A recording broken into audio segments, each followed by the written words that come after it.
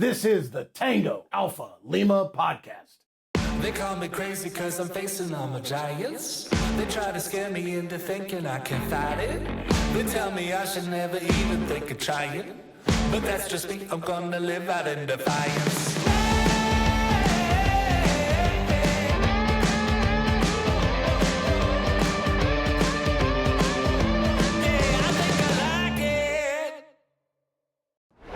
Welcome, Alphas. Thanks for joining us. We have a great show for you today. Our guest today is Josh White, a senior NCO in the Air Force and creator of the HeroFront podcast, which features interviews with authors, entrepreneurs, and fascinating individuals from around the globe, and was named 2022 Veteran Podcast of the Year by Parade Deck.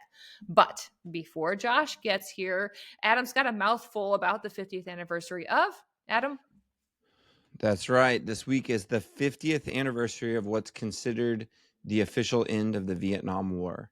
In 1975, South Vietnam's capital, Saigon, fell to North Vietnamese forces. And over the course of April 29th through the 30th, and with 800 U.S. Marines providing security, U.S. Navy, Marine Corps, Air Force, and Army helicopters evacuated more than 7,000 people from Tan Son Nhut Air Base, the U.S. Embassy, and other locations via Operation Frequent Wind. A North Vietnamese rocket attack on the airbase killed 2 Marines, the last American troops to die on the ground in South Vietnam. During the final stages of the operation, evacuees were taken aboard vessels of the U.S. 7th Fleet stationed offshore. When I said a mouthful of words, I meant a mouthful of letters with a Tan Son, because I could not pronounce that when I read it. So, but this is a very serious event, a very significant anniversary, and to all our Vietnam veterans out there, just want to remember you guys. You're always in my thoughts. But yeah, anyway. I think for me, I get to work with Lieutenant General Martin R. Steele, and he served for 34 and a half years, I believe. He enlisted in 1965. Leaving college at Arkansas because he was growing restless with the war in Vietnam going, went over, served a tour in Vietnam, and then came back and had a mentor where he was at Quantico, having already had a deployment and helping to train the future Marine officers that recommended that he be one of those officers as well. Oh, yeah. And that mentor, Carl Taylor, subsequently gave his life on December 8th, 1968, where he sacrificed himself to be able to save the lives of his men, destroy enemy combatant positions, and was awarded the Medal of Honor. And wow. So I get to spend time with General Steele and hear a lot of stories from Vietnam, where I was never really exposed to the war in that way, in such a personal level, from enlisted and then later as an officer. And it's just really made the war so much more real to me for somebody who just kind of grew up with it in pop culture. So 50th anniversary is a big deal. It's a big deal for all those who were there. Many of them are still the older generation, still working through the same things that we talk about, on this podcast as well. So yeah. I just want to also, Adam, if you don't mind, just give a shout out to my second cousin, Carol, who died in Vietnam. So, yeah. All right, Carol, we remember you today. A few months ago, National Headquarters put out a call for any members who may have been in country during this time to share their stories, or for posts to share events they were planning to commemorate this anniversary. You can find the stories at legion.org/honor and on legiontown.org. As always, we'll have the link in the show notes where you can go and share your story. Please do so as we remember on this 50th anniversary.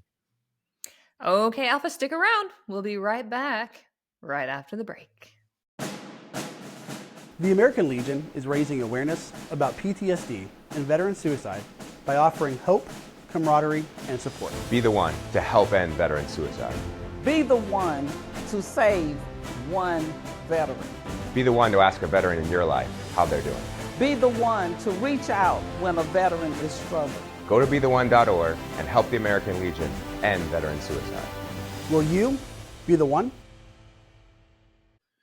All right. Today we're joined by Josh White, creator of the HeroFront podcast. Josh, welcome to the Tango Alpha Lima podcast. It is my honor. I love you all. Thank you so much for having me today. Hey, Josh.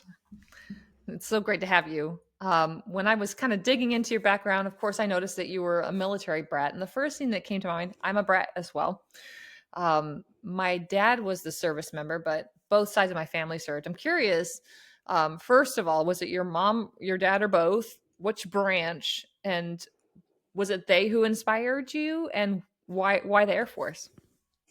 Okay, so great first question. My Air Force history, right? Like, why did I join? Who inspired me? It was definitely my dad first and foremost. So he was in for 26 years. He was stationed overseas in England. He was a comm guy, and just an amazing inspiration to me. My biological mom didn't actually raise me. That's a whole nother story behind that. But when you're raised by a single dad and you see him in blues every day, that kind of sticks with you a little bit. On top of that, I'm a fourth generation airman going all the way back to the Army Air Corps with Colonel Guy Frost Hicks, who was like a larger than life, family member on my mom's side. He ends up retiring out of California and becomes like a stunt pilot. He's in like all these movies. I have his autobiography back here. Really? That's cool. Yeah. I mean, I have the only copy of his life in this book, and the guy is just wild. Like, I'm so happy that this is someone I'm related to, because it feels like just a different version of me in another life. My dad was my biggest inspiration, though, and my Uncle Bob and my Aunt Jamie. My uncle was a chief, Vietnam vet. My aunt, she retired as a full bird colonel. My dad was like a rags to riches, kid from West Virginia with big dreams. He finally joins the Air Force, becomes an officer, and he ends up retiring as a commander out of Andrews. That's where I was primarily raised, is Andrews Air Force Base in Waldorf, Maryland. So at some point he switched to active guard, and that prevented me from having to move around too much like a traditional military brat. And just seeing them in blues every day, going to the guard building on Andrews, running up and down the halls, seeing what everyone's doing in other offices, seeing everyone in their blues. It's just, I knew in my heart at some point that was going to be me. Even back when I was a kid, I knew one day that I'd be in that uniform too, serving just like my dad did. That's cool. So, how old were you when you decided to enlist? It was probably when my dad retired. So I was about 15, 16 years old. I was still on the fence about what I wanted to do with my life. But just seeing his retirement ceremony, my grandpa, who was a retired master sergeant, just seeing how proud they were, all the gifts that he was given, the going away gifts, the retirement gifts. It was just so touching to me. It just seemed like the purpose my dad felt, the emotions he was feeling. I wanted that for me. I didn't know what that looked like. I was terrified to leave home, but I knew at that moment that that's probably what I was going to pursue. So, with your dad in such high ranks, you decided to go to basic training to see if they'll harass you. That they did. Yeah, don't mention in basic training that your dad's a commander. It doesn't help. It makes things astronomically worse. They're like, oh, you think you're special. Okay. Oh yeah. Oh yeah. Basic training. My dad, I did the opposite of what he said. Some lessons you just have to learn on your own. And my dad said, look, when I went through basic, I laid low. He's like, my TI didn't know my name till like the last week. My TI knew my name day one. Like, I'm an idiot. I've always been one to, bring attention to myself. I like a positive environment. I like to get people fired up. I like to have a good time. That approach didn't quite sit in well with basic training. But luckily, I did make great friends and it all worked out in the end. Nice. Well, Josh, you covered a lot of ground in the Air Force, from tech, public health, public affairs. What was it that sparked your love for storytelling? How did that kind of start to emerge over the course of your career? And also, be honest, what was there one job that you never saw coming during your time in the Air Force? Oh yeah, I've had many jobs, as you saw, right? Like way more than most people. Most people just have one. I've had like, 4 or 5 at this point, I feel like. Um, so yeah, my storytelling though, that's a really great question because it goes back to a career field that often gets overlooked, and that's called aerospace ground equipment.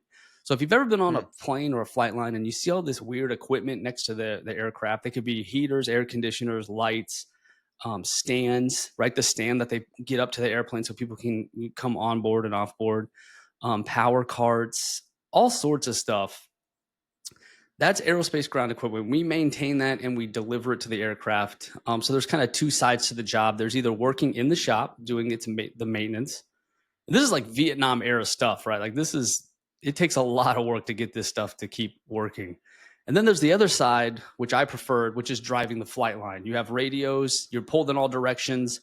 You have to document everything you're doing, and you have to get equipment to the aircraft like really quick. You have to do on the spot fixes too if a crew chief like breaks it, for instance. Um, and so my love for storytelling came from the 12-hour shifts on Kadena Air Base, which was like the hardest assignment I've ever had. 12-hour shifts. I was on 12s on nights for a year straight. I mean, I was the only one in Okinawa, Japan, who looked like a vampire from Twilight, just pale, white, just like what? How are you that pale Sparkly. in Okinawa? Sparkly at times. Diamond skin. Don't know Lovely. why that happened. That happens sometimes. Um, and so, but with that hard times, as y'all know, because you served, when those hard times bring people together, right? You kind of have to get through it. And although we were complaining and we were mad and we lost a lot of weekends and we were on all these exercises, those 12-hour shifts turned people who I couldn't stand into like my best friend. It was hearing their life story, because sometimes the flight line gets rather quiet and there's a lot of downtime where you're just kind of waiting for something to pick back up. And you're talking to the person next to you. And there's people who I straight up hated. I mean, I butted heads with them. They couldn't stand me. I couldn't stand them. But after that 12-hour shift, we were like best friends. And I was like, what just happened? Like we just were forced to be together in this bobtail truck. And somehow after all this conversation and one night, one shift, we're now friends. How did that happen?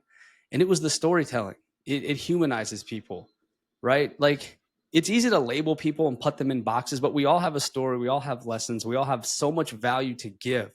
We just don't often know how to articulate it or have the courage to even articulate it. But once I started hearing other people's stories, I started using their life lessons to inspire me and to guide my decision making. Like it, no kidding, helped me with how I navigated my future by hearing all these stories. And being a new airman, there was a lot of stories, right? Like years of careers and PCSs and moves. And it was just such an enlightening experience for me that storytelling element stuck with me from that day on. I didn't know I'd be using it one day to the point where I'm at now. I had no idea, never saw that coming. But it's such a blessing that I can now give back with the storytelling by highlighting so many service members. So hopefully that answers that. And it's a unique answer, right? Like most people don't attribute it to 12-hour shifts. And then I think your follow-up question was, what job did I not see coming? Probably public health. So I was a maintainer, like I said, and after my 6-year mark, my retrain window opened, and I was like, I will do anything other than maintenance, like literally anything. And they're like, how's public health? I was like, what the heck? Why were you saying that at that point in time? Why anything other than maintenance? You'd seen enough of it. I've seen enough of it. And, it got to the point where I finally had courage to go for my college degree. I had a hard time in high school. I have ADHD. And so I had a lot of insecurity about pursuing a degree. And I was about to leave the service with nothing, no money, poor health, an alcoholic, depressed, no school. I was quite literally worse off after 6 years, which was just humiliating, mindset. I just couldn't imagine going back home. worse off than I started, especially being a fourth generation airman. The shame was just tremendous. And so to avoid that, I was just praying, like, please just give me a second chance, anything. And again, with my alcoholism and my poor health, I almost lost my life with a heart virus. I was hospitalized. Like, I was not well. And I finally did get this second chance. And it came through randomly when I was about to give up. I was about to separate, went through the whole VA process, was going to move back in at my mom's house. Just total failure in my mind. And that retrain came through, public health, and I got my second chance. So that's probably the job that I did not see coming. So was there something about public health that helped you turn your life around at that point? Because I heard you talk about alcoholism in there for a second as well, and maybe like some emotional stuff you were dealing with. Was there a proximity thing there for you that helped out as well, or was it just the career change or that sort of lifeline? What was it? Yeah, so with maintenance, it's never a natural skill of mine. I wasn't like working on cars before I became a maintainer, which a lot of them do, right? A lot of them walk into the job pretty much killing it day one. Whereas me, I was like, what's a wrench? Like, what? Like, that was not my skill set, right? I had to really try hard, even to get through the tech school. I had to study my butt off and get help from people. And it was never an easy path for me. And then there's the competition thing, right? Like, we're all competitive in the military. We all want to be the best. We all want to do the best. And I just felt limited. I never could quite reach that, and it drove a lot of shame and just wondering, like, what is my purpose? Like, I can't be this. And so I hung in there for that 6 years. But, by the end of it, I developed some nasty habits. Again, I had no school, living in complete fear, had no idea who I was. And I was desperately needing a second chance. I needed a mentor. I needed to start healing myself and start being proud of myself for once. I got to this really dark place. And public health, to me, it put me in the med group. And they're just so professional. The airmen in the med group are like the ultimate professionals because they have to deal with patient care, articulating a message in a certain way, making people feel comfortable. They have a lot of skills that I highly admire that I never was able to use. In maintenance, there's the communication aspect is probably on the radios on the flight line, but outside of that, it's pretty inappropriate type of work center compared to the med group. But I really admired the way they communicated, and I met a few mentors that really inspired me to get out of my comfort zone and think, hey, maybe this is what I'm meant to do. Maybe I'm meant to help people, work with people, engage with people, and get better at communicating. It kind of opened my eyes to like this other skill set that I just didn't know I had that I was able to tap into, and it fit beautifully. It was the second chance that I needed, and it allowed me to start turning my life around, to start being proud of myself, and finally creating the life that I've always wanted.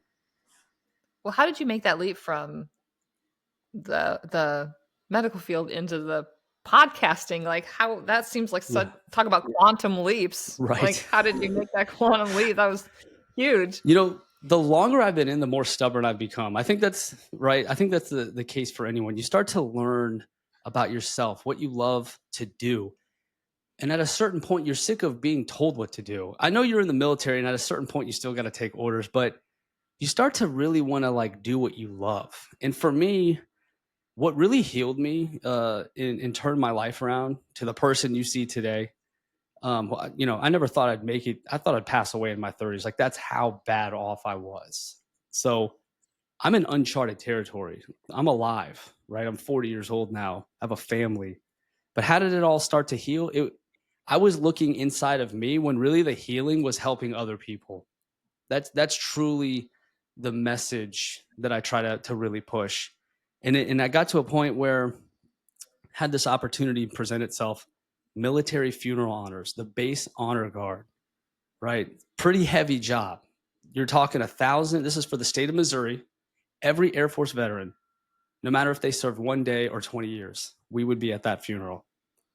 The logistics of every day is tremendous. Mapping out, because you have less people to meet the demand of the funeral. So you have to strategically move them around all over the state to meet the funerals every single day. On top of that, you have active duty funerals, which takes your entire team out of pocket, and you're handing flags to spouses and to children who, let's be real, it was probably a suicide, right? And I've done 7 active duties, 5 were suicides. And the thought of this job terrified me. It's always been me. How can I be better? How can I do better? What can I learn? It was all me driven. And I said, you know what? I'm done with that. Like, I need to start giving back. I need to start looking outside of me, and see what happens. Just take a chance on that. And when I took that honor guard job, it was the hardest job. I mean, I have gray hair from it. I'm talking moments where I felt like I was going to pass out because it was so emotionally intense to be there for these families, clutching onto your hands as you hand a wife the flag. She doesn't want to let go because that makes it real. The husband's never coming back if she lets go. So you have people clutching onto you, crying like you've never seen in your entire life. And I don't know about y'all, but I'm an emotional sponge, right? So like I'm absorbing all this.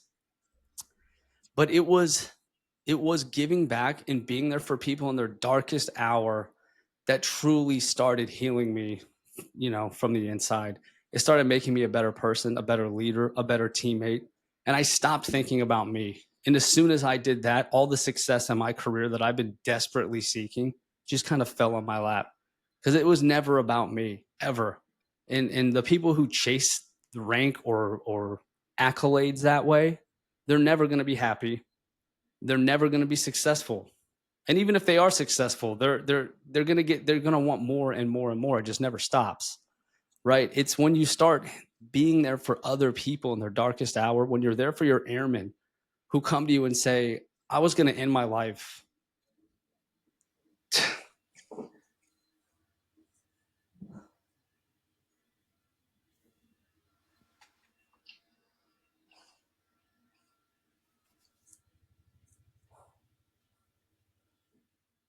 Since I've been retired, I've been much more emotional lately. It's okay, Josh. Take your time. I'm emotional all the time, and I don't have that excuse. Maybe I could just kind of reflect for a second here because it's such a powerful journey of self-discovery. And I think, what I'm hearing, what's a little bit unique is, I think a lot of folks in the military really start to find these things out on the other side. Not to say that it can't happen. Of course, we're always learning about ourselves. But it really seems that you were able to ask really hard questions of yourself, like early on, to recognize that some things, weren't fitting in, and being able to, whether it show up as a maintainer, knowing absolutely nothing and how to turn a wrench, not working on cars. I can relate to what that's like because I commissioned and went into aviation and arrived at flight school, and I knew nothing about. I never wanted to be a pilot growing up. It was just this miraculous sequence of events where there I am learning about engine systems, and the instructor pilot's trying to teach me about the engine intake systems, and trying to compare things to the radiator on a car. And I'm like, you're gonna have to pick another analogy, man. I don't know what a radiator is. I don't know what that does. But you do it, you dig in, right? And you put in 12-hour days, great. Then you'll study 6 hours in the evening so that you're ready to show up, because you're not gonna not perform. You're not gonna be the one to let down the team. And then to be able to do that while your physical and maybe mental health is continuing to decline, where you're saying like, man, here I am 6 years later, and still less than what I came in, or at least perceived in your own mind, being like on the verge of calling it quit and going back home, like a self-perceived failure. But then being able to step into public health to see a new level of professionalism, and how they're helping to be able to affect these patient outcomes. And now you're learning a new skill set. It's connecting with you, and then you're seeing a greater impact that you can make. And then to do one of the most noble things and one of the hardest things in the military, And thank you for taking us through that and just kind of opening up and being vulnerable about it, what it takes to be able to do that job, to organize those efforts for veterans, for active duty, and the implications of those, that take their lives. And so it's a very unique and uncharacteristic path where there's been so much growth and transformation just throughout your military career to be here now. So it's really an honor to have you on here and to get to talk about it. And I think that's the cool thing that I'm really excited to kind of learn more about from you is how you talk about those things now and learn a little bit more about, from your perspective, the HeroFront podcast, because there's so many podcasts out there. You can go anywhere and consume that. You were able to pick this love of storytelling that you picked up, from your early enlisted days doing maintenance. And now you're highlighting those stories in a big way, cutting through a lot of noise. So I think it would be really cool to hear a little bit about your formula for success.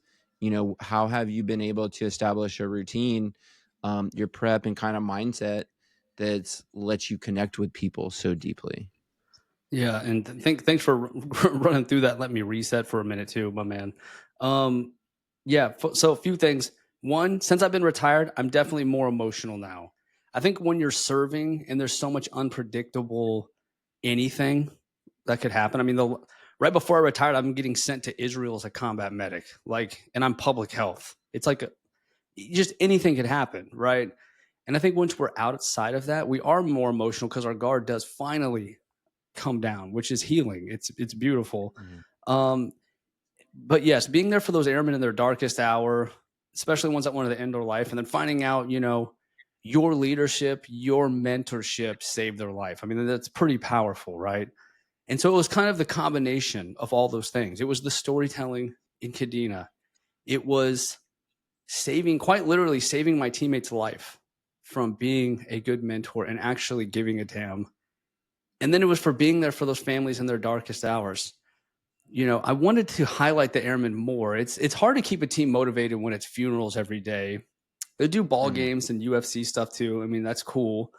But how do I keep them motivated, right? The awards are once per quarter and then once per year. So that's 5 a year. That's not a lot of awards opportunities. So I created a Facebook page, didn't care about PA, didn't care about none of that. I'm like, I'm just doing this until someone tells me not to. And I started highlighting their stories and showing their training and really letting the base know how we're utilizing their airmen, while at the same time giving them a platform to express themselves for their parents, their family, their siblings, their friends, to share the post like, hey, this is my son. Some of them never even seen their kid in uniform until I highlighted them. And I never forgot that lesson. I had to pass the page on to someone else. It's not mine anymore. And I get to Eglin, my last base, where I'm at, where I retired out of. And I thought, I know the formula now. I've seen it. I've lived it. How do I get that back? And to me, the answer was the podcast. I wanted something I could do to give back, to highlight people, to show them honor and love through their story, and make them proud of themselves once the episode comes out. Like that's what really touches me. And the answer was the podcast. It's something I could own. It's all story driven, and I could do it until I can't talk anymore, right? I could be doing this when I'm 90 years old. Who knows? I don't know who would listen to that, but you get what I'm saying. And when I started it, it was brutal. It was brutal because now I'm a master sergeant, right? Like when you're younger, you can make more mistakes and you can get away with a little more. When you're a master sergeant, like you're under a microscope when you're a senior NCO. And so when I started this podcast, it was an uphill battle, and it became very clear to me, like, I'm either going to do what I love or my career is going to take a hit, because I was told, like, stop doing that crap, or I'm going to continue to do what I know is effective and what I love, take some career hits, but at least I know in my heart I'm doing what I love. And I took that route. After the first few years, I ended up getting headquarters Air Force support. I interviewed the Vice Chief of Staff of the Air Force. I was the voice of the Air Force Sergeants Association, and I got to spend the last few years highlighting so many airmen and so many stories. And so I like to say that I made the Air Force change to me, to what I knew was right. I stuck to my guns, and I got to end with my head held high. And at my retirement ceremony, I had videos from the leaders from all across the Air Force congratulating me. And my leadership team was like, their minds were just blown over and over and over, because even some of them didn't know the true impact that it had. I don't often say I'm proud of myself, and I am proud of myself for sticking to what I know is right and true, even if I took some hits for it, because at the end of the day, I got to live through my purpose. I'm retired now, and I'm still living through my purpose to this very day. That's incredible. Well deserved, though, Josh. I mean, I for sticking appreciate it it. out and pursuing something that you obviously have talent in, and recognizing that early on. And it sounds like you're obviously an empath as well. So taking on somebody else's emotional burden, that can be taxing over time as well. And at the same time, this sounds like it fills your cup. So what better way to take on other people's burdens while also filling your emotional jar as well. So leading to that, what is one of the most memorable interviews that you've conducted for your podcast, or maybe one that has had an impact on your life in a way you wasn't expected? No, that's a great question. Let me ask you this first. When does this episode air? Do we know? Super producer Holly. April 29th, I think. There you go. Okay, so the timing might actually work out. So I have a few answers. Obviously, there's a bunch of memorable people, but I'll give you a really recent one. Are you familiar with John Walsh from America's Most Wanted? Yeah. Right? He's kind of been in our I'm lives. I'm not. Forever, since the 80s, I think, for me. Oh, maybe I do know who he is. He's John Adam, are you I don't know. me? John Walsh? I maybe watched America's Most Wanted in 1995. Okay. I think it was his son was abducted from a mall and was murdered, and that led to a long-standing true crime television series before that became like wildly popular in the 80s and 90s. I don't really like to tune into that energy, Stacy. Well, for our super producer Holly, they had like Sasquatch episodes, and it was more than just murder. It had everything. Yeah, I know. Okay, I know what you're talking about. Okay. So yeah, I mean, we've known about this guy in his life since I've been alive. I'm 40. I've known about him since I was little. And here recently, I got a message on Instagram that they have some veterans on the run, and they want to discuss veteran mental health. Thought this was fake. I was like, there's no way. Is this real? Like, it was so specific. I was like, this has to be real. So I entertained it, and it happened real quick. A few days later, I'm flown out to their studio, and I'm being interviewed in Atlanta at their studio by John Walsh, speaking on veteran mental health. That was definitely I'm not supposed to disclose that till the episode releases, which is right around this time this one will release. So I wanted to share that win with you, that episode is coming, and is definitely a memorable moment, because it's like I started off just interviewing my dad. That was my first interview with my dad, my buddies. Never in a million years did I think I'm on a freaking TV show. It was just one of those moments where it's like, how is this my life right now? Like, how is this happening? It's come so far. So what a special on moment. par with each other. Like, your dad should be a celebrity, and that guy's a celebrity too. So that's pretty epic, though. Ultimate hero first, dad, and then Joe Walsh. Yeah. So my episode that really has always stood out to me was I talked to someone. And see, in the Air Force, there's this job called the first sergeant. That term's used in many different services, but in the Air Force, it's a special role where they're a liaison between the commander and the airman, right? They're kind of that middle man between helping the airmen and being there for everything they could ever need. Like, they're the one that would bail you out of jail. And then to the commander, advising them legally on what they can and can't say. So they're kind of like looking out for everyone, right? And if you're a first sergeant, you can't be like, if I'm maintenance, I can't be a first sergeant in maintenance. They specifically move them to like other places. So you always have that different and unique perspective. But there's like some lore in the military, as you know, right? And there's lore for the first sergeant role, where, because I had to fill in for one, I got to volunteer and kind of be one when mine was out. And if there's ever an airman in service dress blues, you have to ask if they have a belt on to make sure their uniform is complete. So they actually have to lift up their service jacket. And it's not to check for a belt, it's to check for a weapon. Oh, right? I didn't realize that was the reason. Really? Yeah, that's at least that's how it was explained to me. Because there's this story about a first sergeant who was kind of dealing with an active shooter situation, and it got really intense, and it scared the hell out of the whole first sergeant community. Her name is Senior Master Sergeant Tawanda Griffin Greer. That's her name.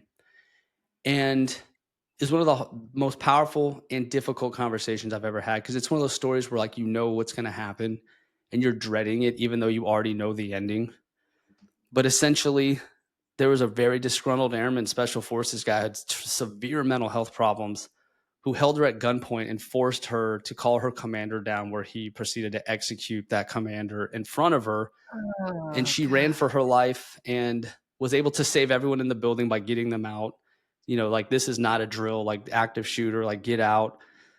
The sad part is she was ostracized for that. You know how people are. Oh, if that was me, I would have knocked that dude out. I would have did this or that. When the reality is, it probably would have played out the same way if any of us were in her shoes. Like, let's be real. You didn't expect to come in that morning, have a cup of coffee, and have a weapon pointed at your face, right? So that episode not only healed her, it started getting her invited to different bases to speak. She got welcomed back to the Air Force community. That episode is now part of First Sergeant curriculum. My episode. Oh, that's awesome. Yes. So instead of the shame, on active duty now? No, she got out after that situation. She retired after that. Okay. And again was basically ostracized from the Air Force community, which just drove this shame and this depression with her. So to see her get embraced again through her story, her testimony, and to have it actually be a part of First Sergeant curriculum is one of my proudest moments in the podcast, not only because it's benchmarked as a part of a training plan for professionals, but because it healed her, it showed people her story, and it brought her back into the Air Force community. Wow, Tawanda Griffin Greer. She's gonna be my new favorite hero, and I'm gonna go back and listen to that episode. 100. Awesome. You should invite her on too. You should definitely get her in this great podcast. Idea. Yeah. Holly, make note. We need to get Miss Tawanda on the show. Well, that's really incredible, Josh, and so incredibly, validating, because I think, part of the reasons we start podcasts is, a little bit to be able to entertain, but to be able to make an impact, but to be able to make an impact of that magnitude that's going to be lasting and significant, to where, it's part of the curriculum to be able to help ensure that others are more prepared in that situation, is pretty remarkable. And I know you probably got many other stories like that. As we kind of wind up our time here, I thought it would be fun if we do these. I got 4 kind of quick ones for you. Okay. To be a little bit more light and playful. And best thing is don't overthink it. Just kind of a sentence or two on whatever comes top of mind first. So if you have one tip for owning the room as a speaker, what is it? It'd have to be yourself, which, let's be real, is the hardest thing to do when you are a speaker. But that's what practice is. The more you can be yourself, the more you can tap into what makes you you, that's when you're going to see success. It's not copying someone, reading a book. It's practice, getting out of your comfort zone and finding out how to be you authentically. Favorite question to ask your guests? My favorite random question is, what superhero would play them in a movie? Like, That's pretty fun. Like, if they were going to be in a movie. My follow up to that: what superhero would play you in a movie? Yeah, Josh. Who would play you? Probably the Flash is probably who I most tap into, because I love being quick. I love zipping around. My mind is the Flash. That's how it feels every day. So that, or Neo from the Matrix, one of those, just because he's awesome. The Flash or Neo. Nice. That's interesting. Okay, you're creating a dream panel with 3 guests, living or not, who've shaped how you show up today. Who's coming? Ooh, that's a good one, Adam. Oh, wow. Okay. I'd probably pick Simon Sinek. He's come up in my life many times. I actually got to have breakfast with him once too. And He's the real deal. Wow. He's just amazing. Like you walk away talking from him thinking you could just do anything. I'd pick my dad. He's still my hero to this day. Hey, Dad. Yay, Dad. Shout out, Dad. Yep. Retired Major Bill White. So I'd pick him. And then the third person, I'd probably want to tap into, I'd probably pick someone like Hamilton, Alexander Hamilton. Interesting. I'd pick a Like true Lin-Manuel Miranda or I was Alexander gonna say Hamilton the himself. persona, or like the Broadway persona, or the actual 1776. I only know about it because the Broadway. Like, let's be real. That's why I know the guy exists. But I'd pick the historical figure because I truly believe it's that maverick mentality, that outside the box thinking, that I'm going to make this happen because I know it's true. I know it's right in my heart, no matter what the obstacle. He strikes me as that type of person, so I'd have to have him on there too.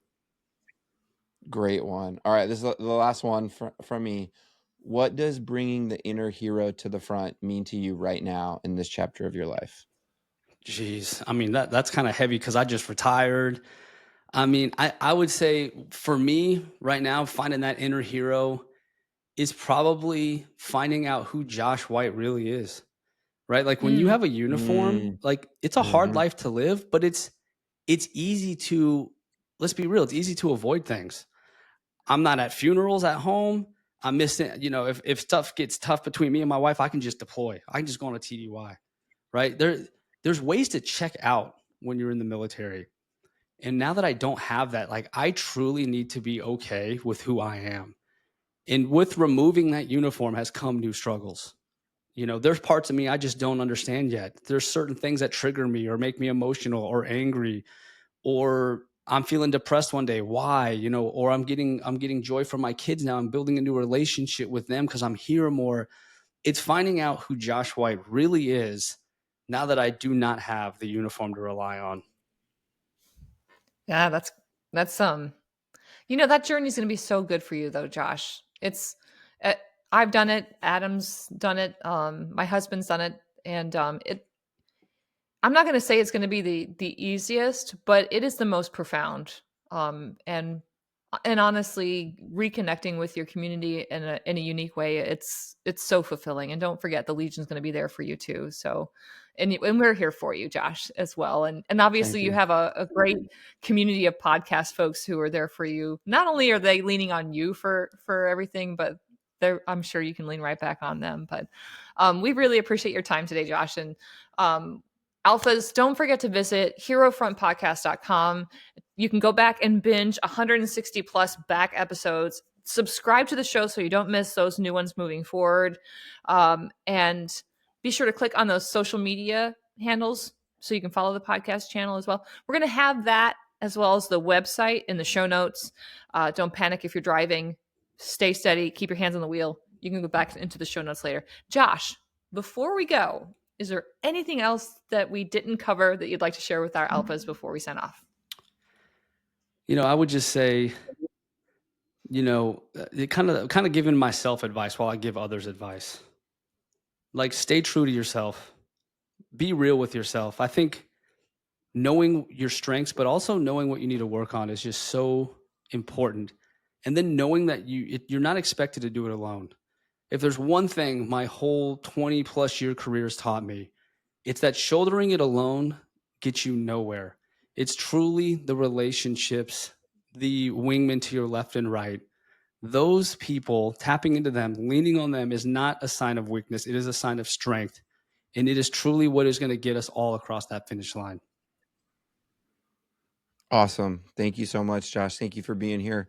What a journey you've been on. And we got a feeling you're just getting started, brother. Thank you for joining us. Thank your leaf blower for joining us.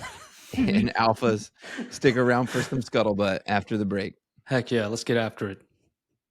Advancing the vision. Advancing the vision. The American Legion educates, mentors, and leads new generations of Americans. We are veterans strengthening America. We are the American Legion.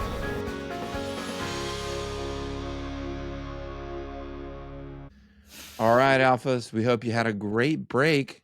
It was a quick one for us. Was it quick for you? Now it's time for some scuttlebutt. Oh, you guys, some of you, well, many of you, well, maybe not many. I don't know. We'd have to take a poll. Some Here folks, we go. some of your favorite restaurant. That's right, I said it. I have no shame. Your favorite restaurant is getting a breast reduction on its way of going tits up, y'all. That's right, I said it. Tits up. Well, according to Task and Purpose, Hooters, your favorite corner restaurant, may soon be part of history.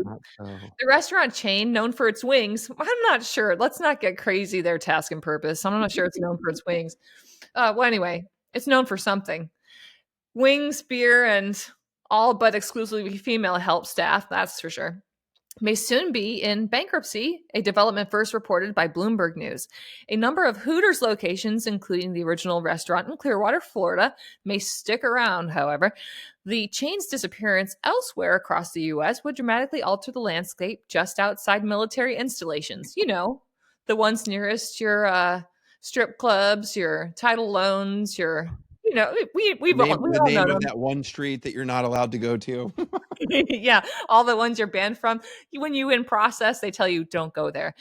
The news was met with dismay and even hints of bailouts by singer Kelly Clarkson. That surprises me. NBA players Devin Booker, Kevin Durant, and Kevin Love.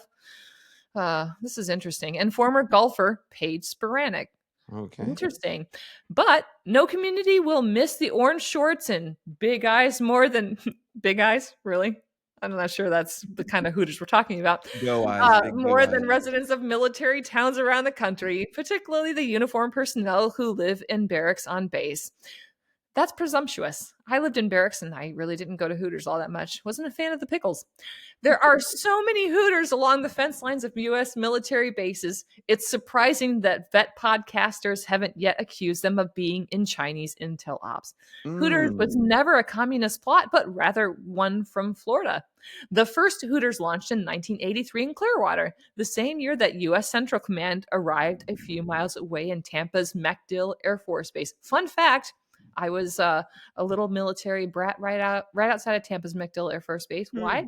Because my grandfather got stationed there. Why? Because of the U.S. Central Command. Anyway, he was because of Hooters. Not because of Hooters. He actually preceded Hooters. He was a command master chief. Anyway, for decades after, it likely served pitchers of beer to CENTCOM staffers during long lunches and after work. Hooters is so entrenched in military life that as the global war on terror dragged on, buzzed staffers may have told the waitresses about battalions' next deployment long before they told you. True story. Driving off base guaranteed passing a Hooters was surely as you'd see in Applebee's. True. And a pawn shop. Very true. Tattoo parlors. Surely. And a strip club. I already mentioned that. I feel like you're reading my mind, Task and Purpose.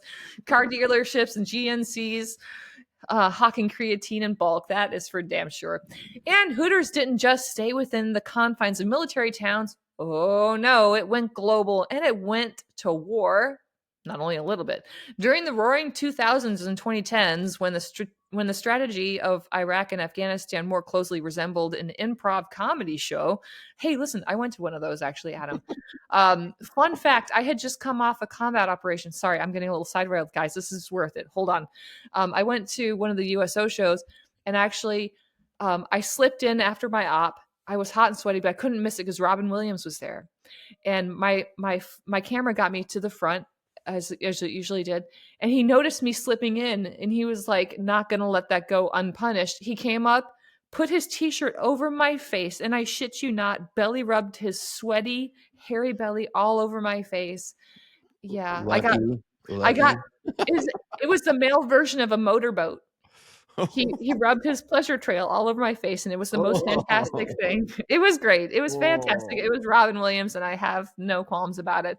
Anyway, So anyway, improv comedy shows basically ruled the day at the time, and the most notable restaurant sent its envoy overseas. That's right, USO shows alongside aging rockers and Dallas Cowboy cheerleaders had the Hooters girls.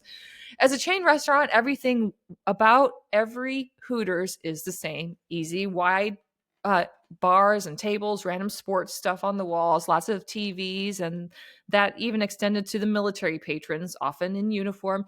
You'd find them splitting wings. In fact, there were often a few groups you could rely on finding. If it's noon, you're sure to witness a going away party for an E5 who is PCSing. The office is there, all in uniform. You're for damn sure. I don't know how many times I got strong-armed into going to somebody's going away party with tables pushed together, handing over plaques and gag gifts as they wait for the commander to say a few words. Yeah. If a major is there for some reason, he's hitting on the waitress. A lieutenant and a staff sergeant are nervously debating whether they can order a beer until they're interrupted by an E7 coming back from the bar with a pitcher. If it's 3:45, it's three dudes in polo shirts and cargo shorts in a booth, and they are here TDY or whatever. And today they're going to be going out at noon. Yep, and they're wasted and 25 miles from their hotel. That's right. If it's 5:30, 2 tables just got back from the field. 4 privates, 2 corporals, and E7 are absolutely destroying full orders, each of the 6 Hooters flavors of wings. They're all there a little confused why the waitress is being so friendly until she gets back from her break, sits down on the E7's lap because they've all been dating for 3 months. Anyway, if it's 7:30, it's a booth of pilots. Yep, all in their flight suits. If it's 9:45, then we're headed to the bar with the boys and line them up because they're doing shots. That's right. They're all getting shot. We never had a Hooters outside any of the bases I was stationed at. Seriously? Yeah, seriously. Well, I'm sorry, Adam. It's an end of an era because it's ta-ta for the Tatas and all of those deep fried vehicles. But anyway, great. How did that ever fail? I don't understand. That was a recipe for eternal success. I'll give you 2 guesses. Long pause. I'm not taking the bait. Okay, well, our super producer Holly said, check out episode 39 from back in season 2 with guest Naveed Jamali, who details how he helped catch a Russian spy at Hooters. The link will be in our show notes. Adam, back to you. now you got me intrigued. All right, well, shifting gears. The VA has been in the news quite a bit this spring, facing significant job and budget cuts. So military.com put together a list to remind not only veterans, but also lawmakers, health officials, and the American population at large just how much the country and the world benefits from the work of the department's doctors and researchers. Here's a handful of medical breakthroughs the world received from work done by the U.S. Department of Veteran Affairs. That's right, nicotine patches. While some iconic photos of U.S. troops smoking cigarettes have surfaced over the years, anyone who served knows the military and the VA are constantly imploring members to quit using tobacco. The VA's dedication to smoking cessation runs so deep, in fact, that when the VA created the transdermal nicotine patch in 1984, that's just 1 year after the first Hooters was founded in Tampa, Stacy. They go VA researchers tested it on themselves to prove it was safe. Way to go, guys. Pacemakers, another one. CT scans and MRIs. Ever had one of those, Stacy? Dr. William H. Oldendorf was a professor of neurology and psychiatry at the UCLA School of Medicine, who wrote the first paper on cross-sectional scanning of the brain with X-rays. He even received the first patent for a scanner based on his research, but found very little interest in the technology. His work, done with the West Los Angeles VA Medical Center, laid the groundwork for nuclear imaging, such as CT scans and MRIs. Also, coronary bypass surgery, liver transplants, another one. The father of transplantation, Dr. Thomas E. Starzl, was a transplant surgeon and research scientist in the VA system for more than 50 years. He performed the first successful liver transplant on May 5th, 1963, just 20 years before Wait, the first Hooters. this feels rather like guinea piggish. There's a lot of guinea piggish things going on in my mind right now. Well, Like, who are you going to try it on if not yourself? no, I mean, he's trying it out on veterans at the VA. Like, the common denominator here is these are a lot of trials. Let's try it out on some people. Anyway, sorry. Go ahead. Well, you're onto something, Stacy. Maybe they've been trying things out on the military for some time now. I don't know. You think?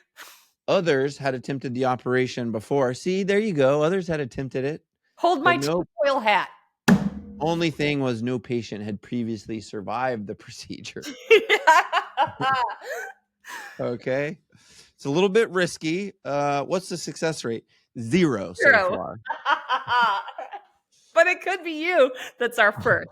On top of performing the first liver transplant, Starzl was the first doctor to consistently perform kidney transplants that resulted in long-term survival due to his use of post-operative immunosuppressants and steroids. He would spend his career working on anti-rejection medications to increase transplantation survival rates. Do you think that works in friendships? Anti-rejection medications? Oh, yeah. Works, that's where I'm failing. Doesn't work out on the schoolyard, though. Dang. All right. Well, a lot of things that the VA has been able to bring to the forefront of the medical world on behalf of so many countless lives saved. So it's good to be able to highlight those things, even if they tested it on the veterans, throughout the year with a success rate of 0 to date. But now we got you. You are our first success. We've helped. We'll be monitoring your post-surgery results. You can read more about this at military.com in our show notes. Well, I appreciate that. I'm glad we could help forward medical technology. All right, Alphas, thanks for listening. We and you can subscribe to our podcast, our newsletter, and send us mail and guest recommendations at legion.org/Tango Alpha Lima. Remember to be special, be you, be authentic. Isn't that what Josh told us? Mm-hmm. And we're going to see you all next week.